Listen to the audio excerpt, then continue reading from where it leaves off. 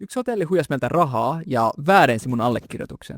Tämä tapahtui Sri Lankassa, ja tämä ei ollut mikään Airbnb tai joku epämääräinen majatalo, vaan ihan oikea hotelli. Kun me saavuttiin hotelliin, me yritettiin maksaa kortilla, niin kuin usein tehdään. Ja Respossa sanottiin heti alkuun, että korttikone ei yleensä toimi. No, me kokeiltiin sitä silti monta kertaa, ja se ei vaan toiminut. Me sanoin sitten, että me voidaan kokeilla uudestaan checkoutissa. Ja sitten kun se päivä koitti, niin se ei vieläkään toiminut. Ja koska meillä oli kiire, niin me maksettiin käteisellä. Me ei kuitenkaan saatu mitään kuittia, mutta ei me sitten sitä enempää ajateltu. Muutama päivä myöhemmin mun tyttöystävä katsoo puhelintaan ja on silleen, että miksi hotelli on velottanut mun korttia? Ja joo, hotelli oli velottanut sen korttia. Me otettiin yhteyttä hotelliin ja kysyttiin, että miksi ne on tehnyt niin. Ja hotelli vastasi, että ei kun tehän kyllä maksoitte kortilla, että ei me mitään käteistä olla saatu. No hetken jankkailun jälkeen niin ne vielä lähettää todisteen kuvan kuitista. Ja siinä on allekirjoitus. Mun allekirjoitus. Ja aluksi mä oon ihan oikeasti silleen, että hetkinen,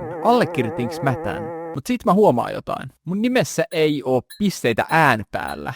Mä en ikinä jättäisi sitä pois. Ikinä. Se on niinku puolet mun persoonallisuudesta. Ja sit mä tajun vielä toisen jutun. Se on mun tyttöystävän kortti. Miksi ihmeessä mä edes olisin allekirjoittanut sitä? Ne oli väärentänyt mun allekirjoituksen kopioimalla sen mun passista.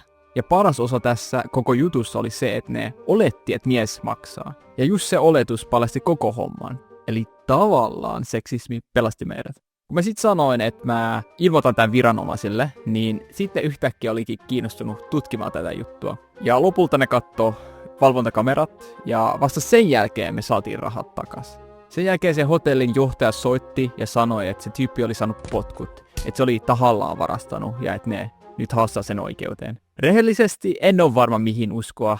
Ehkä se oikeasti sai potkut, mutta ei siksi, että se huijas, vaan että se huijas huonosti. Oikeasti varmaan koko hotelli oli mukana tossa. No joo, mutta me kuitenkin päätettiin jättää asia siihen. Mutta jos tästä oppii jotain, niin ota aina kuitti.